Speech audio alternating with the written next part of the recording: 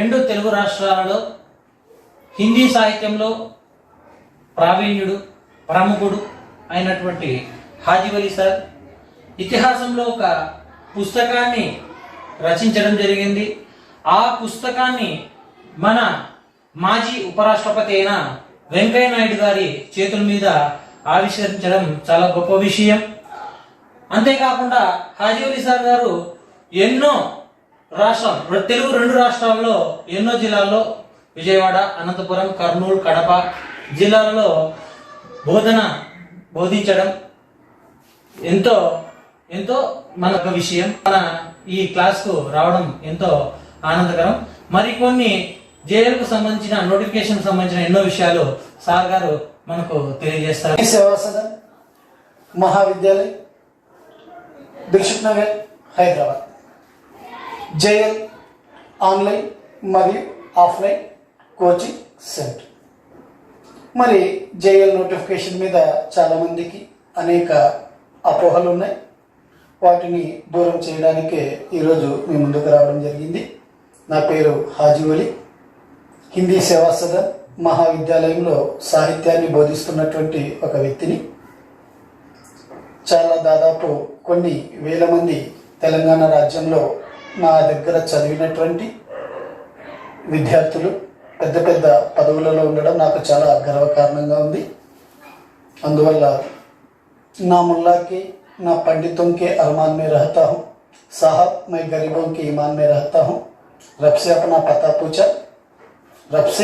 पता पूछा, बताया है कि हिंदी सेवा सदन छात्रों की मुस्कान में जिंदा रहता है. इसलिए जो हिंदी सेवा सदन महाविद्यालय వారి ఆధ్వర్యంలో జేఎల్ కోచింగ్ ప్రారంభం చేయడం జరిగింది. మరి జేఎల్కు ప్రిపేర్ అవుతున్నటువంటి వారు, జేఎల్ కోచింగ్ తీసుకోదలిచిన వారు అందరికీ కూడా హిందీ సేవా సదన్ మహావిద్యాలయం తరపున శుభాకాంక్షలు తెలియజేస్తూ ఉన్నాము.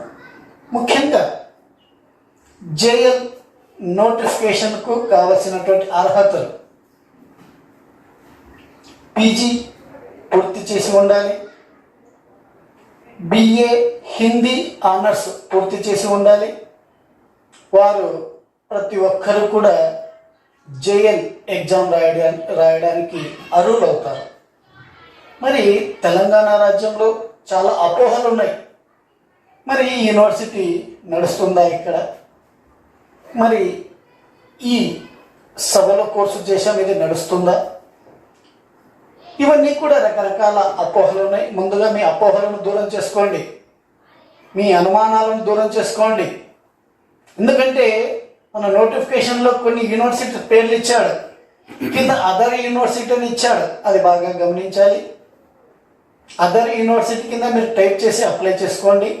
కాబట్టి అటువంటి అపోహలు, అటువంటి అనుమానాలకు తావివద్దండి. మీరు చేయాల్సినటువంటి పని బాగా చదువుకోవాలి, బాగా ప్రిపేర్ కావాలి.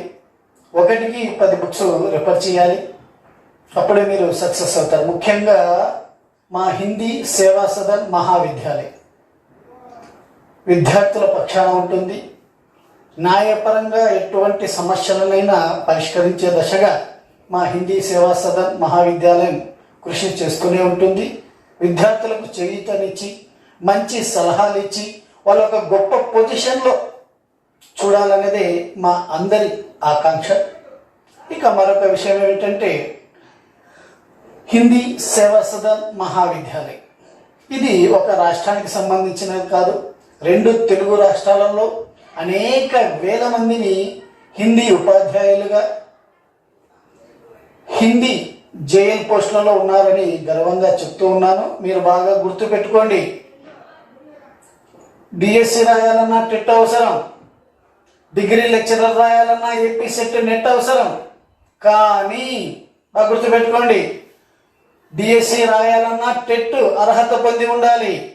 డిగ్రీ లెక్చరర్ ఎగ్జామ్ రాయాలన్నా ఏపీ సెట్ నెట్ అర్హత పొంది ఉండాలి. కానీ జేఎల్ ఎగ్జామ్ రాయాలి అంటే, జేఎల్ ఉద్యోగం పొందాలి అంటే కేవలము పీజీ పూర్తి చేసిన వారు, బిఏ హిందీ ఆనర్స్ పూర్తి చేసిన వారు అర్హులు. ఇది మనసులో పెట్టుకోండి. ఇటువంటి అవకాశం ఎప్పుడూ రాదు. ఏ అర్హత లేకుండా మీరు జేఎల్ ఉద్యోగానికి ఉద్యోగం రాయడానికి అర్హత పొందారు. కాబట్టి ఎవరు ఏం చెప్పినా నమ్మద్దు, అపోహలను నమ్మద్దు. చదవడం మొదలు పెట్టండి. దానికి ఒక మంచి కోచింగ్ సెంటర్ ఎంచుకోండి. అందులో మేము బెస్ట్ అని మీకు గర్వంగా చెప్తూ ఉన్నాము. ఎందుకంటే పేపర్ 1 గ్రూప్స్కు చెప్పినటువంటి ఫ్యాకల్టీ, ఎస్ఐ కానిస్టేబుల్కి చెప్పినటువంటి ఫ్యాకల్టీ మా దగ్గర ఉందని కూడా గర్వంగా ఈరోజు నేను చెప్తూ ఉన్నాను. పేపర్ 2 సాహిత్యం, మా మిత్ర బృందం 5-6 మంది ఉన్నాము. ఒక్కొక్కరం ఒక్కొక్క టాపిక్ మీకు సరళంగా, సులభంగా, సంక్షిప్తంగా అర్థమయ్యే విధంగా బోధించడానికి మేము సిద్ధంగా ఉన్నాము. ఈ అన్ని అంశాలు గుర్తుపెట్టుకొని మీరందరూ కూడా ఆఫ్లైన్ చేరేవారు వారికి పేపర్ 1 మరియు పేపర్ 2 2 పేపర్లు బోధించడం జరుగుతుంది. దీనికి సంబంధించినటువంటి హిందీ సేవా సదర్ మహావిద్యాలయ్ దిల్షుక్ నగర్ హైదరాబాద్లో కోచింగ్ 8 జనవరి 2023లో స్టార్ట్ ప్రారంభమవుతా ఉంది. ఈ అవకాశాన్ని అందరూ కూడా సద్వినియోగం చేసుకోండి.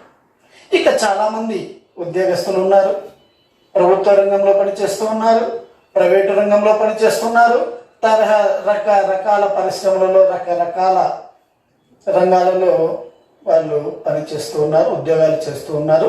వాళ్ళకు శుభవార్త ఏమిటంటే 2 జనవరి 2023 ఆన్లైన్ క్లాసులు కూడా ప్రారంభించడం జరిగింది. ఆన్లైన్లో మీరు ఎన్నిసార్లైనా వినొచ్చు, అర్థమయ్యేంత వరకు వినొచ్చు, అర్థం చేసుకునేంత వరకు వినొచ్చు. అటువంటి అవకాశాన్ని కూడా కల్పించడం జరిగింది హిందీ సేవా సదర్ మహావిద్యాలయం. కాబట్టి ఆఫ్లైన్ క్లాసులు వినాలి, పేపర్ 1 పేపర్ 2 అనేవాళ్ళు 8వ తేదీ జనవరిలో జాయిన్ కావచ్చు. ఆన్లైన్ వినాలి అనుకునే వాళ్ళు జనవరి 2 నుంచి మీరు మా ప్లే స్టోర్లోకి వెళ్ళి హిందీ సేవా సదర్ మహావిద్యాలయ్ అనేటటువంటి అప్లికేషన్ ఇన్స్టాల్ చేసుకొని లాగిన్ అయ్యి మా యొక్క నిరంతరము ఎటువంటి డిస్టర్బెన్స్ లేకోకుండా, ఎటువంటి ఆటంకం లేకుండా మేము మా మిత్ర బృందము బోధించినటువంటి హిందీ సాహిత్యక ఇతిహాస్ మరియు ఇంటర్మీడియట్లో ఉన్నటువంటి సిలబస్ మరియు డిగ్రీలో ఉన్నటువంటి సెమిస్టర్స్ 1, 2, 3, 4, 5, 6 సెమిస్టర్స్లో ఉన్నటువంటి సాహిత్యాన్ని మీకు సంక్షిప్తంగా వివరించడానికి మా మిత్ర బృందం సిద్ధంగా ఉంది. కాబట్టి మరొకసారి మీకు అందరికీ విన్నవించుకుంటూ మీ యొక్క అభివృద్ధిని ఆకాంక్షిస్తూ, మీ యొక్క ప్రగతిని ఆకాంక్షిస్తూ, మీరందరూ ఉద్యోగాలు పొందాలని ఆకాంక్షిస్తూ బాగా కష్టపడి చదవండి. మంచి కోచింగ్ సెంటర్ని ఎంచుకోండి. ఎందుకంటే గురువు లేని విద్య గుడ్డి విద్య అని అన్నారు. కాబట్టి ఒక గురువు ఉంటే మీకు ఒక మార్గదర్శకం అవుతుంది, ఒక మంచి దారిలో నడిపిస్తాడు, మంచి సలహాలు ఇస్తాడు.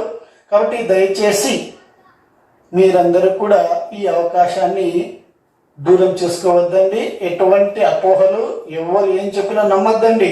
చదవాల్సింది మీరు, ఉద్యోగం చేయాల్సింది మీరు, ఉద్యోగం సంపాదించాలనుకున్న కోరిక కలిగినటువంటి వారు మీరు. కాబట్టి మీ వల్లే అవుతుంది. ఎవరు ఏం చెప్పినా, ఎటువంటి అపోహలు వచ్చినా నమ్మద్దండి. ఇది మనసులో పెట్టుకోండి, బాగా గుర్తుపెట్టుకోండి. డిఎస్సి రాయాలన్నా టెట్ అవసరము, డిగ్రీ లెక్చరర్ రాయాలన్నా ఏపీ సెట్ నెట్ అవసరం. కానీ ఎటువంటి ఎలిజిబిలిటీ టెస్ట్ లేకుండానే పొందేటటువంటి ఉద్యోగం ఏంటి అంటే అది జేఎల్ ఉద్యోగము మాత్రమే. ఒక టీచర్ హోదా కన్నా ఒక గొప్ప హోదా, అటెస్టేషన్ హోదా, అటువంటి గొప్ప హోదాలో మీరు వెళ్ళబోతున్నారు. మిమ్మల్ని మీరు చూసి నవ్వుకోండి. మిమ్మల్ని మీరు చూసి ఇట్లా గుండె మీద చేసుకొని చెప్పడం, మంచి పొజిషన్ పోవాలంటే ఈరోజు నుంచి నేను కష్టపడాలి.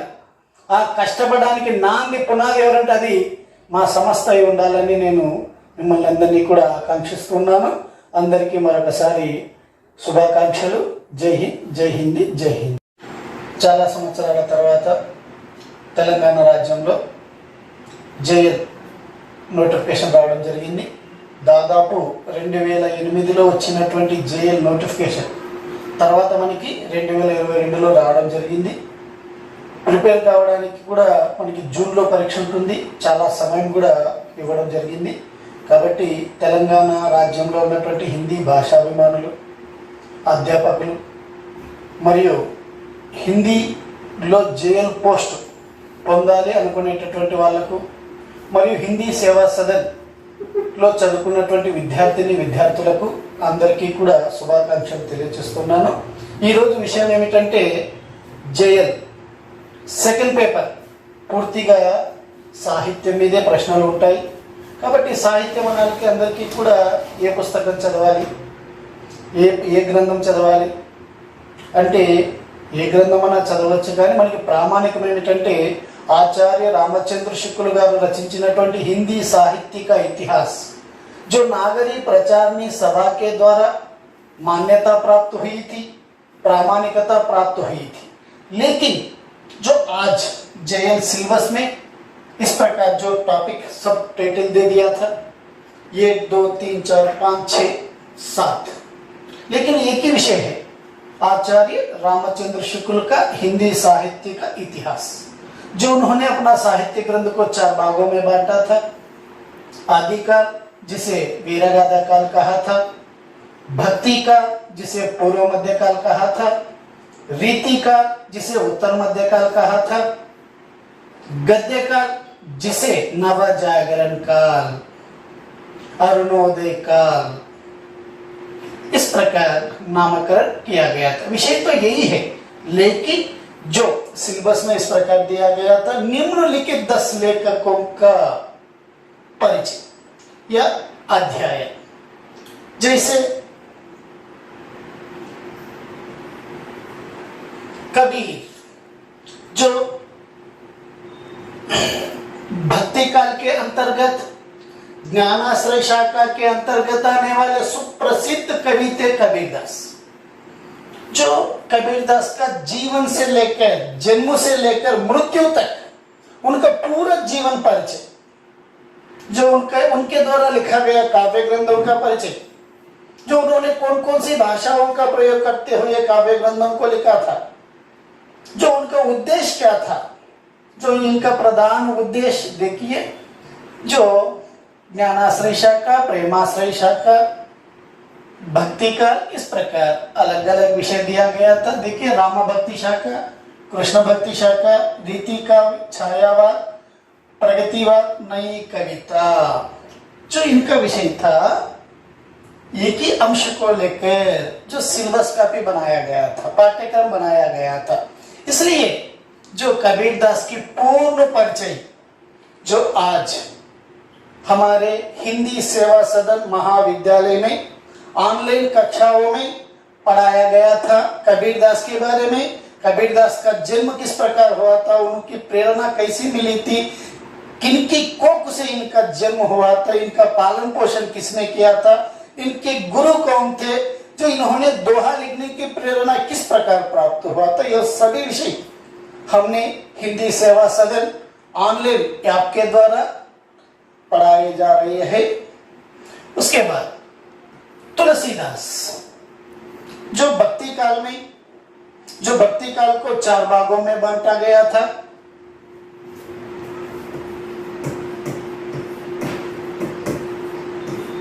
जैसे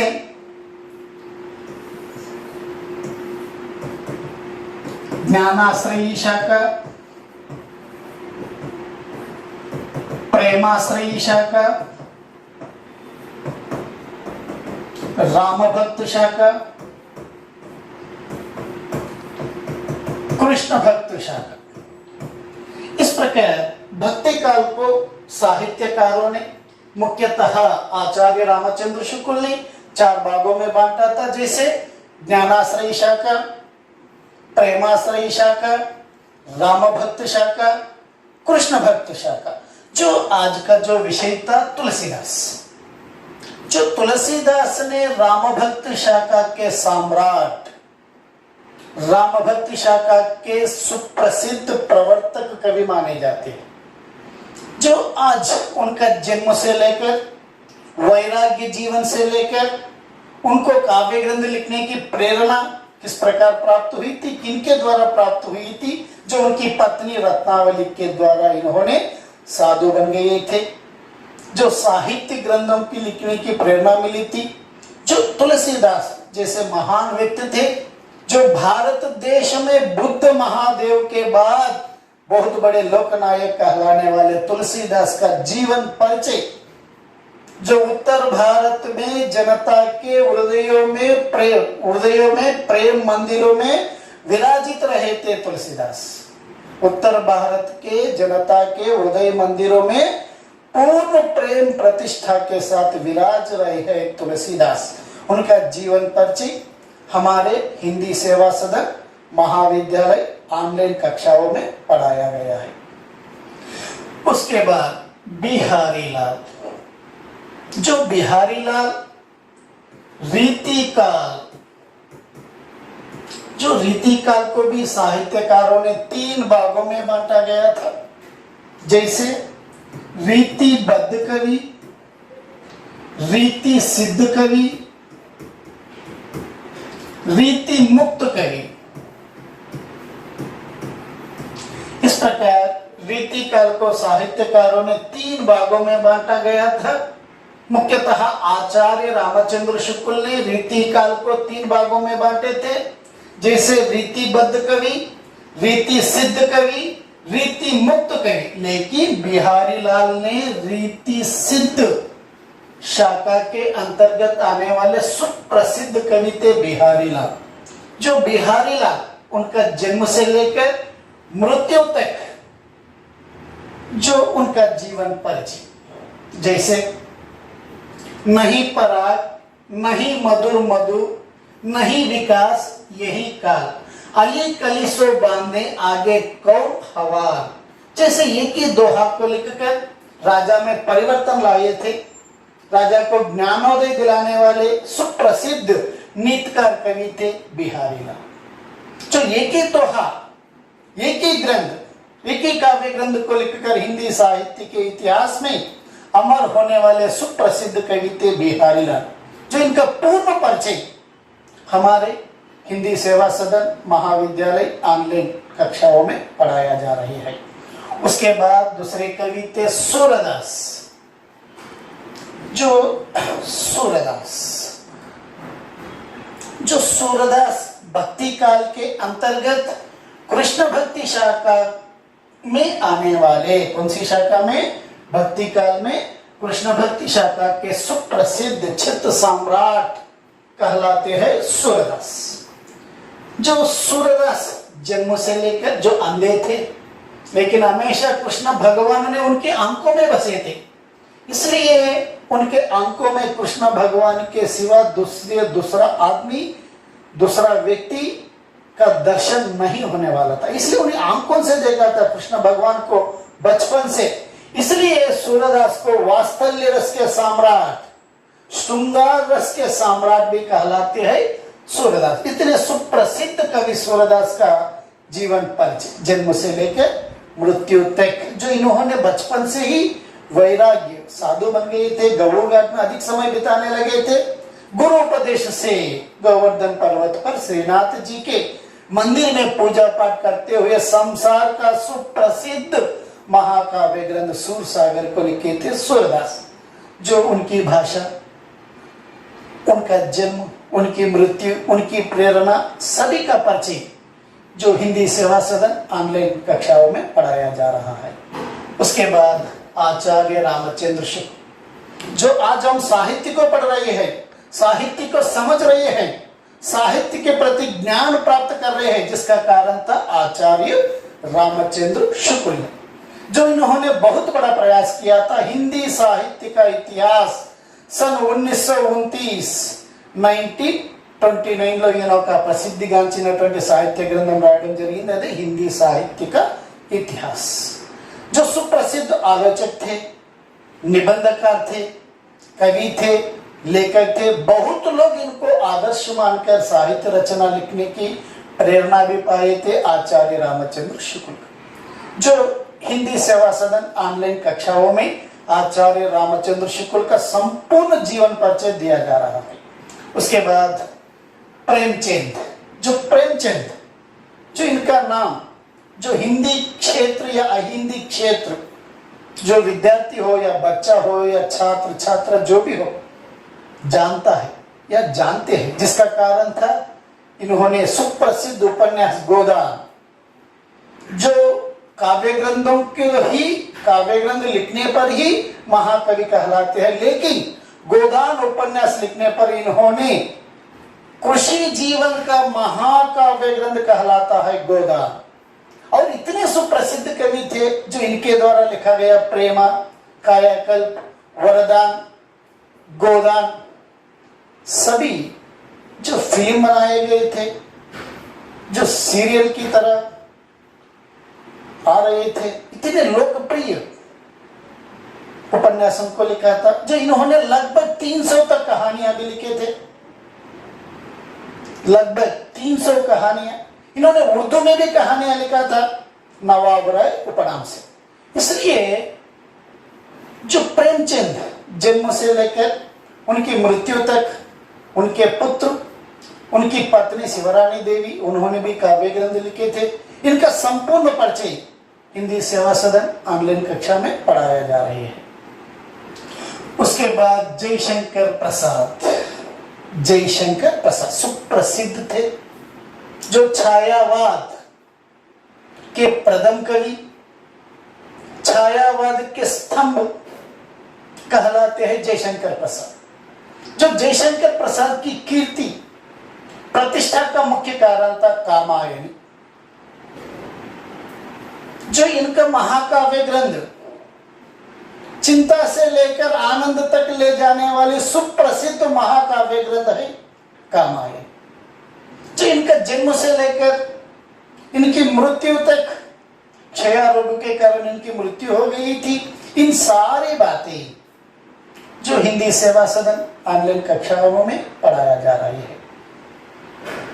सुमित्रानंदन पंत, जो सुमित्रानंदन पंत हिंदी के क्षेत्र में प्रप्रथम ज्ञानपीठ पुरस्कार पाने वाले कवि लेखक थे सुमित्रानंदन पंत चिदंबरम। इनका सुप्रसिद्ध काव्य ग्रंथ था सन 1968 1968లో ఈయనకు హిందీ భాషలో జ్ఞానపీఠ పురస్కారము లభించడం జరిగింది. నిరంతర పరివర్తనశీల కవి, ఎల్లప్పుడూ తను మార్చుకుంటూ కావ్య గ్రంథాలు రచనలు రాసేవాడు.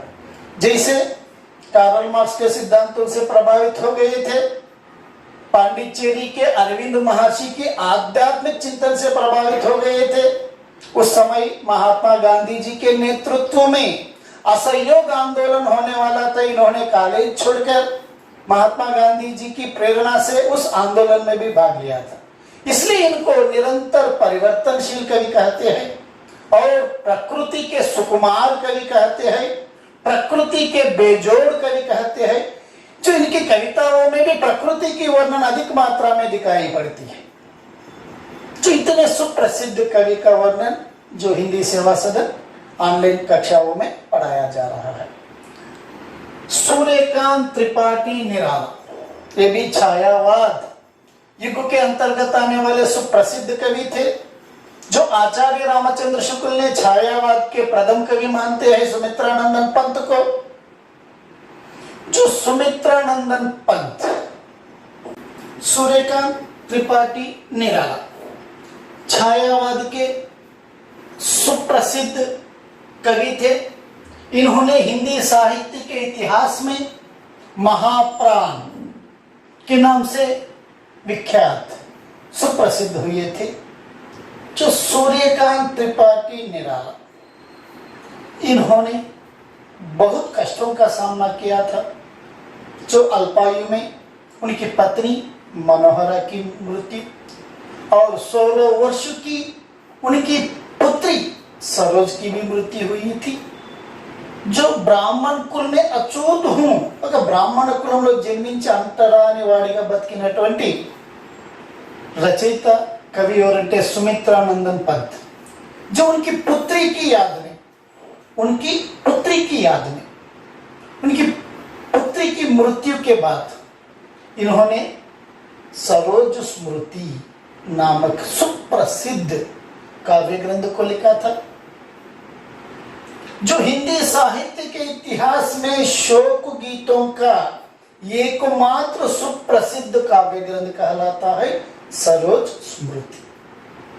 जो इतना सुप्रसिद्ध कवि थे सूर्यकांत त्रिपाठी निराला। यौवन में जो इन्होंने बहुत योग्य आदमी जैसे दिखने लगे, लेकिन उसके बाद साधु जैसे बन गए थे। जो इनकी परिस्थिति, जीवन की परिस्थितियां ऐसी थी, जो उनका जन्म से लेकर मृत्यु तक सभी विषय हमारे हिंदी सेवा सदन महाविद्यालय में पढ़ाया जाने वाला था। उसके बाद डॉक्टर रामधारी सिंह दिनकर। जो डॉक्टर रामधारी सिंह दिनकर आधुनिक काल में प्रगतिवाद युग के अंतर्गत आने वाले सुप्रसिद्ध कवि थे डॉक्टर रामधारी सिंह दिनकर। जो दिनकर अपना काव्य ग्रंथ हुंकार काव्य ग्रंथ से हुंकारा था, इतना सुप्रसिद्ध काव्य ग्रंथ को लिखा था डॉक्टर रामधारी सिंह दिनकर। उसके बाद दिनकर जो स्वतंत्रता के पूर्व तक विद्रोह के कवि थे, स्वतंत्रता के बाद हिंदी के राष्ट्र कवि की दर्जा प्राप्त करने वाले सुप्रसिद्ध कवि थे डॉक्टर रामधारी सिंह दिनकर। जो इनकी साहित्य सेवा, साहित्य ग्रंथ या काव्य ग्रंथ उर्वशी, जो उर्वशी काव्य ग्रंथ के लिए इनको सन 1972 उर्वशी काव्य ग्रंथ के लिए भारतीय ज्ञानपीठ का पुरस्कार भी प्राप्त हुआ था डॉक्टर रामधारी सिंह दिनकर। जो आज का जो पाठ्यक्रम था सिलेबस ఏముందంటే మనకి ఈ 10 మంది కవులు వాళ్ళకి పూర్తి జీవిత చరిత్ర, పూర్తి వివరణ సంబంధించినటువంటి అన్ని అంశాలు చదువుకోవాలి, నేర్చుకోవాలి। ఇది ముఖ్య ఉద్దేశం। కబీర్, తులసీదాస్, बिहारीलाल, सूरदास, आचार्य रामचंद्र शुक्ल, प्रेमचंद, जयशंकर प्रसाद, सुमित्रानंदन पद, सूर्यकांत त्रिपाठी निराला, డాక్టర్ రామధారీ సింగ్ దినకర్। వీటికి మనకి ఒక అంశం కంప్లీట్। తర్వాత అంశం ఏమిటంటే చూడండి, రెండవది తులసీదాస్, కబీర్ దాస్, రహీం, వృంద్ आदि लोकप्रिय दोहे, प्रसिद्धिगांचिनటువంటి दोहा। उसके बाद आधुनिक युग के अंतर्गत आने वाले जयशंकर प्रसाद, सुमित्रानंदन पंत की कुछ प्रसिद्ध पंक्तियां। जो इनके दोहे, तुलसीदास के दोहे, कबीर दास के दोहे, वृंद के दोहे और जयशंकर प्रसाद की प्रसिद्ध पंक्तियां, सुमित्रानंदन पंत की प्रसिद्ध पंक्ति। जैसे चूड़ंడి, जल में कुंभ, कुंभ में जल, फटा कुंभ जल जल ही समाया, यह तत्व को गियो गया नी अने ఒక వాక్యం ఇచ్చి ये किसका दोहा है, ये किसका कथन है, ये किसकी पंक्ति है, ఈ విధంగా మనకి పరీక్షలలో అడగడం జరుగుతూ ఉంటుంది। ముఖ్యంగా జేఎల్కు ఎక్కడెక్కడ లేని దోహాలు కలిపి మనకి అడగడానికి ఎక్కువగా అవకాశం ఉంటుంది। కాబట్టి వీళ్ళు తులసీదాస్ గారు రాసినటువంటి దోహాలు కావచ్చు, కబీర్ దాస్ గారు రాసినటువంటి దోహాలు కావచ్చు, రహీం దాస్ గారు రాసినటువంటి దోహాలు కావచ్చు, వృందు రాసినటువంటి దోహాలను సంపూర్ణంగా మనం హిందీ సేవా సదన్ యాప్లో వివరించడం జరిగింది। కాబట్టి ఈ అవకాశాన్ని మీరందరూ కూడా సద్వినియోగం చేసుకోండి। కాబట్టి ఈ సద్వినియోగం చేసుకుని మీరందరూ కూడా జేఎల్ జూనియర్ లెక్చరర్ పోస్టులు కొట్టాలని మేము మనస్ఫూర్తిగా హిందీ సేవా సదన్ తరపున ఆశిస్తూ ఉన్నాము। చూడండి, తర్వాత आधुनिक युग के कवि जयशंकर प्रसाद, सुमित्रानंदन पंत। जो इनकी पंक्तियां, इस करुणा कलित हृदय में अब विरह रागिनी बजती है, क्यों आहाकार स्वरों में वेदना सीम गरजती है। ఈ విధంగా ఒక వాక్యం ఇచ్చి ये किसकी पंक्ति है, ये किनका पद है, ये किसका कथन है, ఈ విధంగా కూడా మనకి జేఎల్లో ప్రశ్నలు ఎక్కువగా అడుగుతుంటారు। కాబట్టి ముఖ్యంగా ఛాయావాద్ కే కవులు ఇద్దరు ఉన్నారు, జయశంకర్ ప్రసాద్ గారు, సుమిత్రానందన్ పంత్ గారు। వీళ్ళు రాసినటువంటి పద్యాలను మనము పూర్తిగా అర్థం చేసుకోవాల్సి ఉంటుంది, గుర్తు చేసుకోవాల్సి ఉంటుంది। ఈ విషయాలన్నీ కూడా ఏ విధంగా గుర్తు పెట్టుకోవాలి, ఆ దోహా ఆ పద్యము చూస్తాను అది ఎవరు రాసినటువంటి పద్యము అనే అంశాలను కూడా మేము స్పష్టంగా మీకు సేవా సదన్ యాప్లో ఆన్లైన్ యాప్లో తెలియజేయడం జరిగింది। తర్వాత చూడండి, మూడవ అంశం हिंदी साहित्य का इतिहास का विवरण अध्याय है। हिंदी साहित्य का వివరణ అధ్యాయం పూర్తి స్థాయిగా వివరణ అంటే చూడండి, మీకు స్టార్టింగ్ లోనే చెప్పడం జరిగింది, ఆచార్య रामचंद्र शुक्ल ने अपना हिंदी साहित्य का इतिहास को 4 भागों में बांटा था। जैसे आदि काल, जिसे इन्होंने वीरगाथा काल कहा था, जिसका समय भी बताया था संवत 1050 से लेकर संवत 1375 तक, जिसे इन्होंने आदिकाल को वीरगाथा काल, जो इसका समय था संवत 1050 से लेकर संवत 1375 तक, इस अवधि को, इस समय को आचार्य रामचंद्र शुक्ल ने आदिकाल या वीरगाथा काल कहा था। उसके बाद जो भक्ति काल, जो भक्ति काल को आचार्य रामचंद्र शुक्ल ने पूर्व मध्य काल, जो इसका समय भी बताया था संवत 1375 से लेकर संवत 1700 तक, लगभग 300 वर्षों तक जो भारत में भक्ति का आंदोलन, भक्ति का प्रचार, जो पूरे भारत भक्ति से भर गया था, इसलिए अनेक प्रकार के साहित्यकारों ने, विद्वानों ने भक्ति काल को स्वर्ण युग कहा था।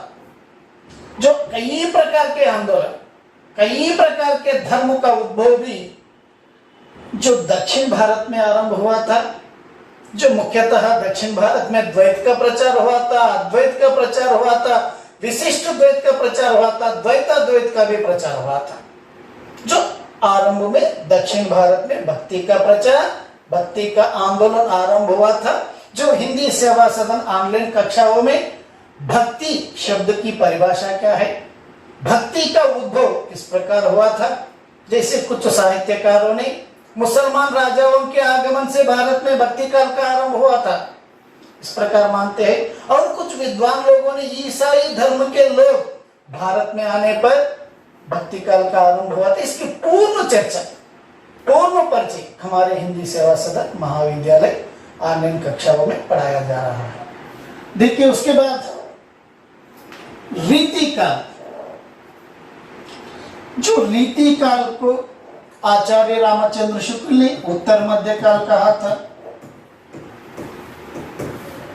जो इसका समय था संवत 1700 से 1900 तक।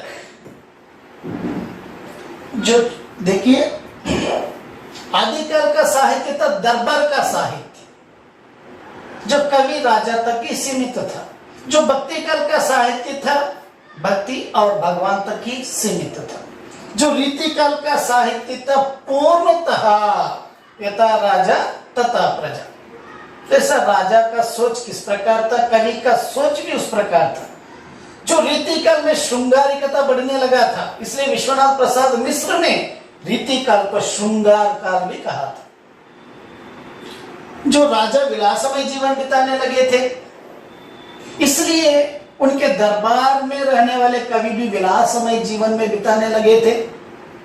जो विलासमय जीवन के प्रति आकर्षित हो गए थे, इसलिए इनकी रचनाओं में, इनकी कविताओं में विलासिकता, श्रृंगारिकता अधिक मात्रा में दिखाई पड़ा था। इसी के कारण जिसे श्रृंगार काल भी कहते हैं। उसके बाद आधुनिक काल, जो आधुनिक काल ऐसा आरंभ हुआ था व्रज गद्य से आरंभ होकर पूर्णतः खड़ी बोली का विकास हो गया था। आम जनता की भाषा का प्रचार होने लगा था। गद्य की अलग अलग विधाओं का विकास हुआ था आधुनिक काल। जो आधुनिक काल, जिसे आचार्य रामचंद्र शुक्ल ने गद्य काल, नवजागरण काल, अरुणोदय काल, इस तरह नामों से पुकारा था। जो इनका समय था संवत 1900 से आज तक या अब तक।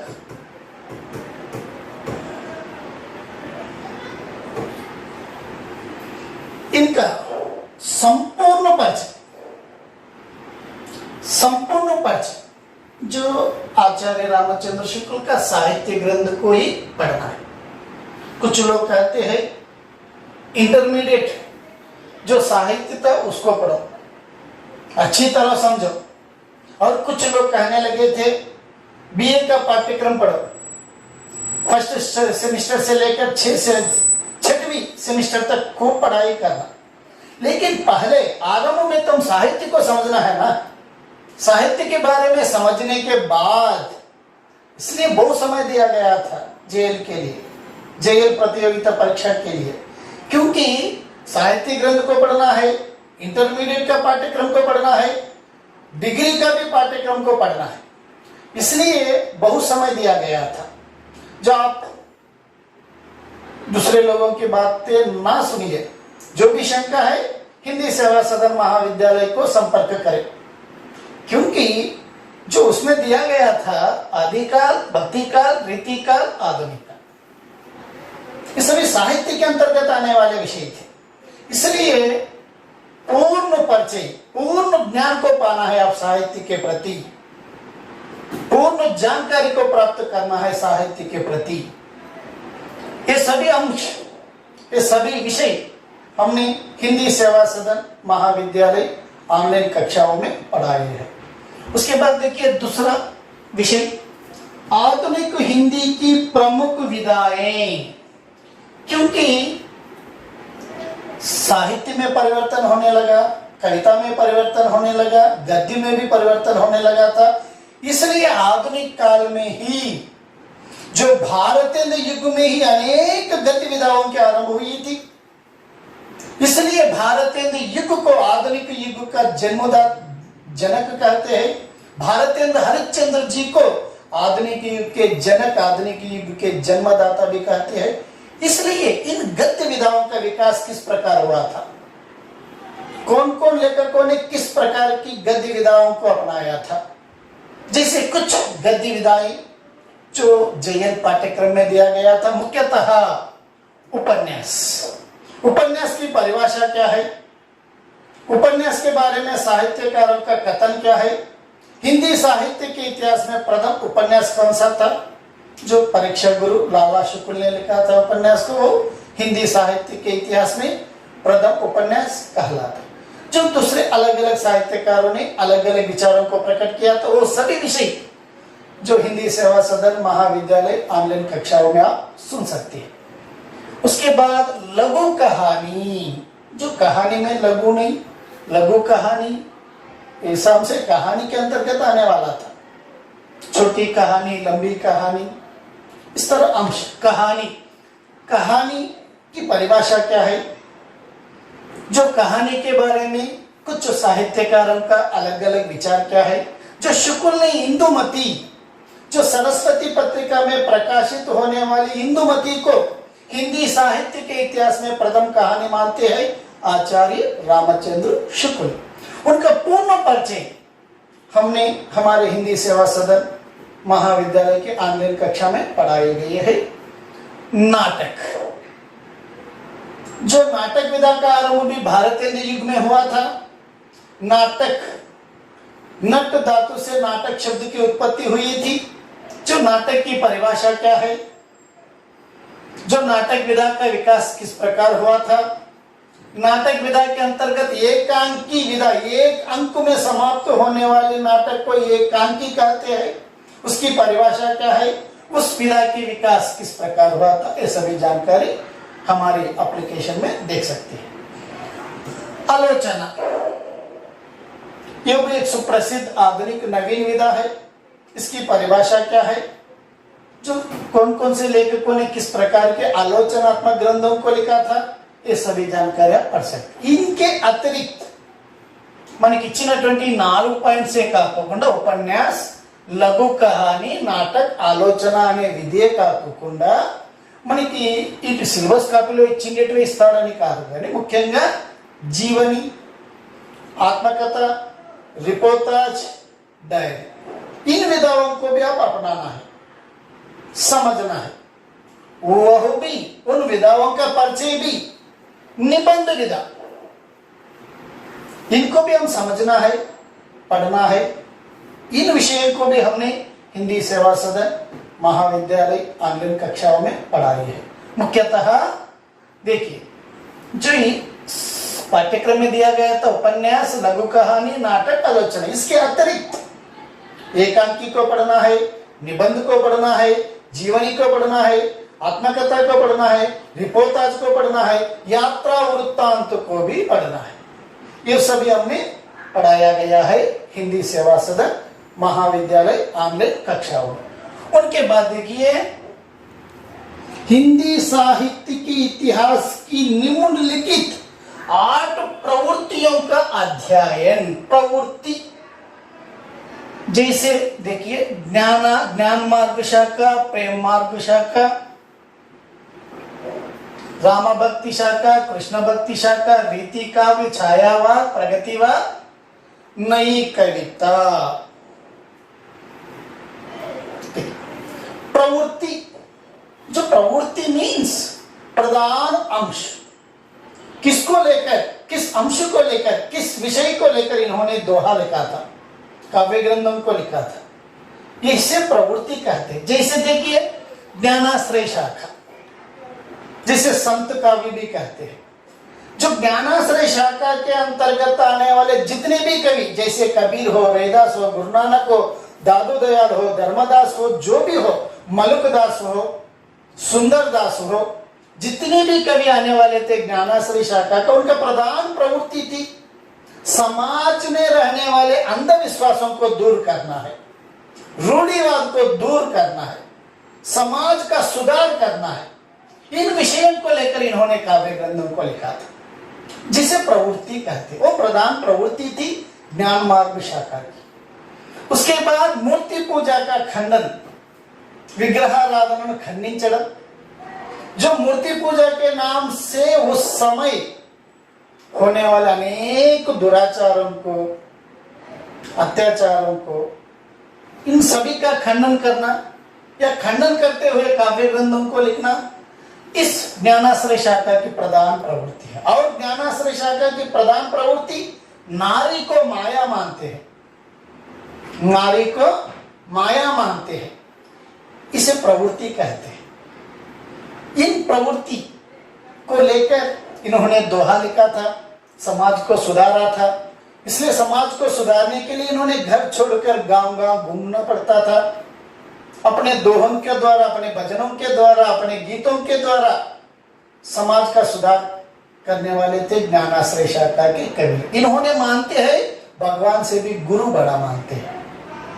जो प्रधान प्रवृत्ति थी ज्ञानाश्रय शाखा की। इन सभी प्रवृत्तियों को पढ़ाया गया है हमारे यहाँ हिंदी सेवा सदन महाविद्यालय ऑनलाइन याप में।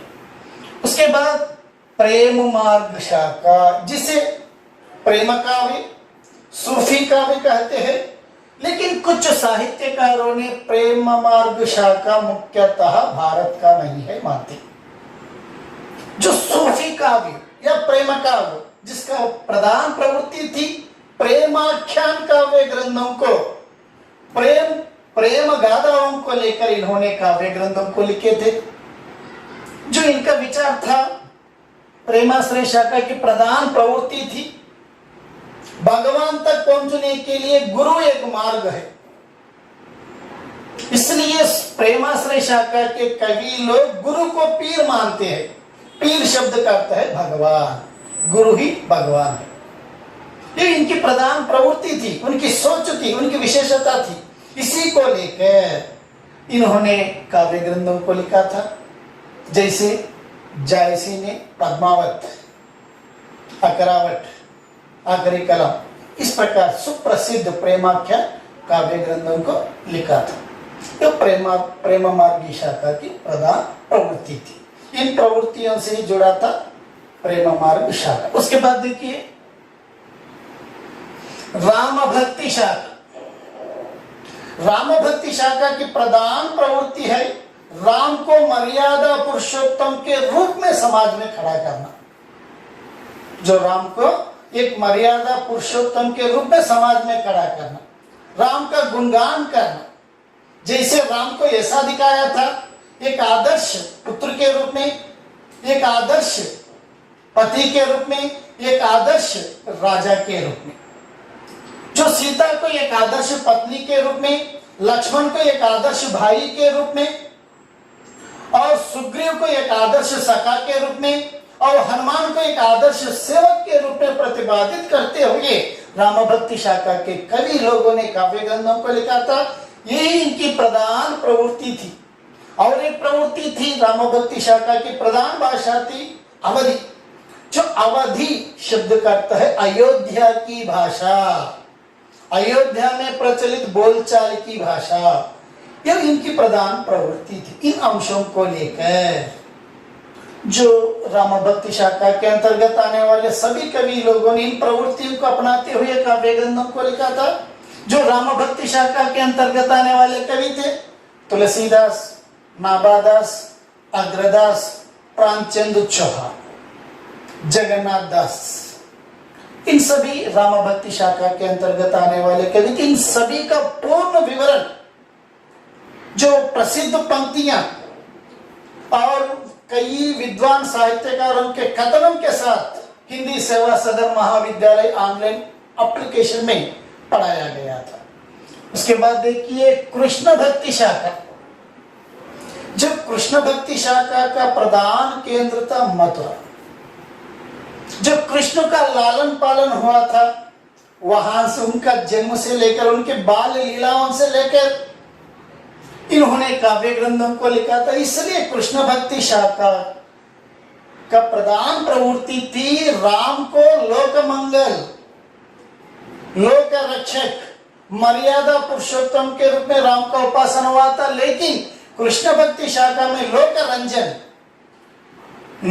రంజన్ ప్రపంచాన్ని రంజింపచేసేటటువంటి వ్యక్తిగా పూజలు చేయడం జరిగింది శ్రీకృష్ణుని కృష్ణ భక్తి శాఖ। जो సఖా మీన్స్ మిత్రు, స్నేహితుడు। जो कृष्ण भक्ति शाखలో ఉన్నటువంటి కవులందరూ కూడా कवि सभी लोग कृष्ण को अपना मित्र मानकर जो कृष्ण की उपासना किया था, उनकी बाल लीलाओं का गुणगान, जो भ्रमर गीत में गोपी और गोपिकाओं की संवाद आदि विषयों को लेकर कृष्ण का गुणगान, कृष्ण की बाल लीलाओं की, उनकी वात्सल्य रस की, उनकी श्रृंगार रस की प्रवृत्तियों को लेकर काव्य ग्रंथों को लिखे थे। कृष्ण भक्ति, जो इनको अष्टचाप कवि भी कहते हैं कृष्ण भक्ति शाखा में, सूरदास से लेकर जो अंतिम कवि सबसे छोटा कवि था नंददास आदि का विवरण जो हिंदी सेवा सदन महाविद्यालय ऑनलाइन ऐप में पढ़ाया गया था। उसके बाद रीति काव्य, जो रीति शब्द का अर्थ है विलक्षण, विशिष्टता, क्षमता, पूर्ण पद रचना। जैसे रीति मीन्स एक मार्ग है, एक नियम है, एक पद्धति है। इसी को लेकर काव्य ग्रंथों को लिखी, इस प्रवृत्ति को लेकर काव्य ग्रंथों को लिखे थे। रीति काल की प्रधान प्रवृत्ति थी व्रज भाषा। जिस भाषा को अपनाते हुए काव्य ग्रंथों को लिखा था, व्रज भाषा का परिपूर्ण परिपक्वता रीति काल में दिखाई पड़ती है। उसके बाद छायावाद, छाया, इसे प्रकृतिवाद भी कहते हैं। प्रधान विषय था प्रकृति को लेकर काव्य ग्रंथों को लिखे थे। जैसे कुछ लोग छायावाद, छायावाद से मानते हैं, मोती की आभा से मानते हैं, आत्मा की छाया परमात्मा पर पड़ना, परमात्मा की छाया आत्मा पर पड़ना ही छायावाद कहते हैं। इस प्रकार के अलग अलग परिभाषाएं यहाँ हिंदी सेवा सदन महाविद्यालय ऑनलाइन ऐप में पढ़ाया गया था। छायावाद के अंतर्गत आने वाले कवि थे जयशंकर प्रसाद, सुमित्रा नंदन पंत, सूर्यकांत त्रिपाठी निराला, महादेवी वर्मा। प्रगतिवाद, जो आधुनिक युग में आने वाला दूसरा प्रसिद्ध वाद था प्रगतिवाद। प्रगति, जो इस प्रगति आगे बढ़ना, जिसका उद्भव या उदय हुआ था कार्ल मार्क्स सिद्धांतों से ही हमारे आधुनिक हिंदी साहित्य में प्रगतिवाद का जन्म हुआ था। जो उनके सिद्धांत, सभी को समान आदर करना है, गरीबों की सहायता करना है, मानव की मानवता को लेकर ही काव्य ग्रंथों को रचा गया था प्रगतिवाद में। जो इन विषयों को लेकर प्रगतिवाद साहित्य बना था। इसके अंतर्गत आने वाले प्रधान कवि थे बाबा नागार्जुन, डॉक्टर रामधारी सिंह दिनकर, केदारनाथ अग्रवाल। इन सभी का परिचय हम हिंदी सेवा सदन महाविद्यालय ऑनलाइन कक्षा में पढ़ाया गया था। नई कविता समझ में आई है। नई कविता जो प्रयोगवाद को प्रथम तार सप्तक, द्वितीय तार सप्तक, तृतीय तार सप्तक, चतुर्थ सप्तक के रूप में बांटा गया था। जो प्रथम तार सप्तक को प्रयोगवाद का नामकरण किया गया था, जैसे अग्नेय से लेकर नेमिचंद्र जैन तक 7 कवि थे। लेकिन स्वतंत्रता के बाद जो साहित्य रचा गया था हिंदी में, जिसे नई कविता का नाम दिया गया था, सन 1954 नई कविता को कई अलग अलग नाम से पुकारा जाने लगा था। कविता, अस्वीकृत कविता, शतोत्तरी कविता, इस प्रकार अलग अलग नाम से पुकारा गया था। जो इस साहित्य के अंतर्गत आने वाले सुप्रसिद्ध लेखक थे जगदीश गुप्त, नरेश मेहता, रामदर्श मिश्र, सर्वेश्वर दयाल सक्सेना। इस प्रकार के सुप्रसिद्ध कई नई कविता के अंतर्गत आने वाले थे। नई मूल्यों को लेकर, नई विधाओं को लेकर हमारे आधुनिक साहित्य में आविर्भाव हुआ था नई कविता। उसके बाद देखिए, यह था साहित्य का परिचय, हिंदी साहित्य का परिचय, ये 2, 3, 4 तक। उसके बाद जो साहित्य से अलग, साहित्य दाटी బయటికి రావాల్సి వస్తుంది, అదేమిటంటే हिंदी भाषा की विभिन्न पहलुओं का इतिहास, హిందీ భాషకు సంబంధించినటువంటి మిగిలిన అంశాలు, ఆ అంశాలలో ఒకటి చూడండి, अपभ्रंश अवहट प्रारंभिक हिंदी व्याकरणिक और शाब्दिक विशेषताएं। మనం ఆల్రెడీ ముందుగా చెప్పుకున్నాం, आदिकाल, भक्तिकाल, रीतिकाल, आधुनिक काल। आदिकाल से पूर्व जो साहित्य लिखा गया था, जिसे अवहट भाषा, अवहट साहित्य, अपभ्रंश साहित्य कहते हैं। लेकिन आचार्य रामचंद्र शुक्ल ने अपभ्रंश भाषा, अवहट भाषा के बारे में कहा था, अवहट भाषा, अवहट साहित्य बौद्ध जैन धर्मावलंबियों के लिए, उनके धर्म के प्रचार के लिए लिखा गया था। इसलिए मैं अपना हिंदी साहित्य के इतिहास में अपभ्रंश भाषा को, अपभ्रंश साहित्य को स्थान नहीं दिया गया था। इस प्रकार कहते हुए आ विधंगा ఆయన చెప్పడం జరిగింది। लेकिन अवहट भाषा, अपभ्रंश भाषा, प्राचीन हिंदी को, पुरानी हिंदी को अवहट भाषा, अपभ्रंश भाषा कहते। जैसे गाता को गाहा, दोहा को दुहा कहने से लोक प्रचलित काव्य भाषा का बोध होता है। आचार्य रामचंद्र शुक्ल ने कहा था, अवहट भाषा जो संस्कृत भाषा से पाली भाषा का, पाली भाषा से प्राकृत भाषा का, प्राकृत भाषा से अवहट भाषा, इस प्रकार जो विकास हुआ, इन सभी विषय हमने हिंदी सेवा सदन महाविद्यालय ऑनलाइन याप में पढ़ाया गया था। उसके बाद देखिए, वेरी वेरी मोस्ट इंपॉर्टेंट विषय, 19वीं सदी के दौरान साहित्य भाषा के रूप में खड़ी बोली हिंदी का विकास, उधर तक ही दिया गया था हमारे पाठ्यक्रम में। 19వ సంవత్సరంలో సాహిత్య భాషగా खड़ी बोली भाषा యొక్క వికాసం ఏ విధంగా జరిగిందంటే, ముఖ్యంగా 19वीं सदी के पूर्व भी जो साहित्य लिखा गया था, जो गद्य का साहित्य लिखा गया था, लेकिन व्रज भाषा गद्य में लिखा था विठलनाथ ने, जो विठलनाथ के पुत्र गोकुलनाथ ने लिखा था। लेकिन जो आज का विषय था 19वीं सदी में खड़ी बोली में काव्य रचना, गद्य रचना करने वाले सुप्रसिद्ध लेखक थे लल्लू जीला, सदा शुक्ला, सदल मिश्र, इंशाअल्लाह। ये सभी कलकत्ता के फोर्ट विलियम कॉलेज में हिंदी या संस्कृत भाषा के प्राध्यापक अध्यापक थे। इन्होंने 19वीं सदी में खड़ी बोली भाषा के माध्यम से गद्य रचना लिखा था। इन्होंने प्रेम सागर को लिखा था, लल्लू जीरा इन्होंने सुख सागर को लिखा था। सदल मिश्र ने नासिकेतोपाख्यान नामक कहानी को लिखा था। इंशाअल्लाह खां ने रानी केतकी की कहानी नामक सुप्रसिद्ध खड़ी बोली भाषा में इन्होंने गद्य रचना अपनाया था। इसलिए 19वीं सदी में मुख्यतः इनकी चर्चा होनी चाहिए। इनके अतिरिक्त दयानंद सरस्वती जी गुजरात के होते हुए भी इन्होंने आर्य समाज की स्थापना करके जो अपना आर्य समाज धर्म का प्रचार खड़ी बोली हिंदी में किया था, और इन्होंने सत्यार्थ प्रकाश नामक काव्य ग्रंथ को भी खड़ी बोली भाषा में लिखा था।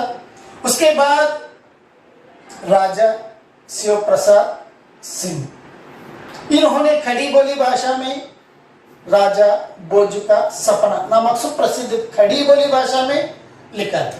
उसके बाद लक्ष्मण सिंह, इन्होंने संस्कृत भाषा के काव्य ग्रंथों को खड़ी बोली भाषा में अनुवाद किया था, जैसे अभिज्ञान शाकुंतलम, रघुवंश, मेघदूत।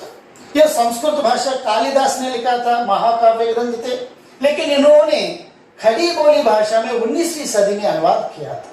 इस प्रकार ये इधर से लल्लू जी लाल से लेकर आज तक खड़ी बोली भाषा का विकास किस प्रकार हुआ था, इन सभी की चर्चा हिंदी सेवा सदन महाविद्यालय ऑनलाइन कक्षा में पढ़ाया गया था। उसके बाद देखिए, स्वतंत्रता संग्राम के दौरान राष्ट्रभाषा के रूप में और स्वतंत्रता के बाद से भारत संघ की आधिकारिक भाषा के रूप में हिंदी का विकास।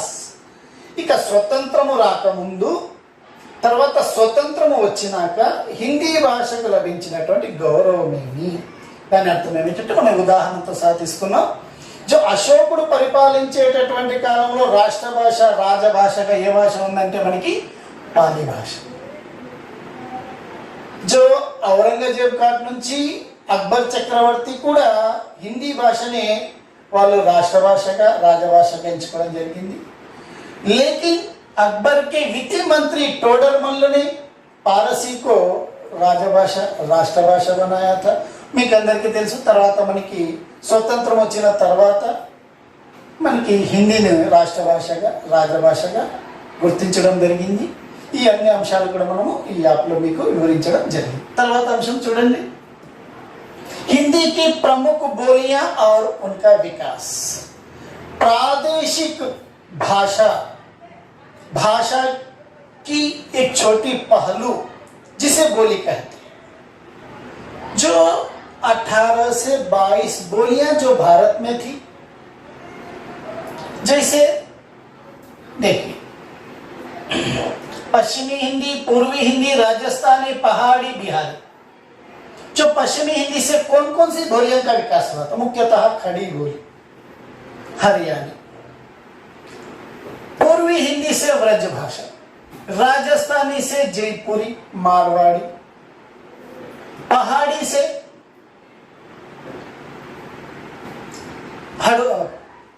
से हुमायूनी, गढ़वाली आदि बोलियों का विकास हुआ था. बिहारी से बिहारी, भोजपुरी, मगही. इनका विकास किस प्रकार हुआ था? इन बोलियों का क्षेत्र कहां तक है? कौन कौन से राज्यों में इन बोलियों का उपयोग या प्रयोग होने वाली थी? इन सभी अंश उन्होंने इस पाठ्य हिंदी सेवा सदन महाविद्यालय ऑनलाइन ऐप में पढ़ाया गया था. जो 5वां मानक हिंदी की कार्यात्मक और महत्वपूर्ण व्याकरणिक विशेषताएं.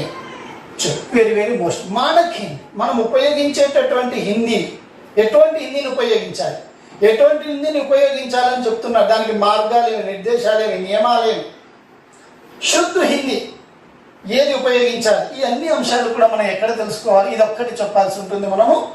ఇది మనం హిందీ సేవా సదన్ ఆన్లైన్ తరగతులు కూడా చదివించడం జరుగుతుంది. చివరి అంశం చూడండి, దేవనాగరి లిపికి ఉత్పత్తి और विकास, हिंदी भाषा के मानकीकरण में इसकी भूमिका.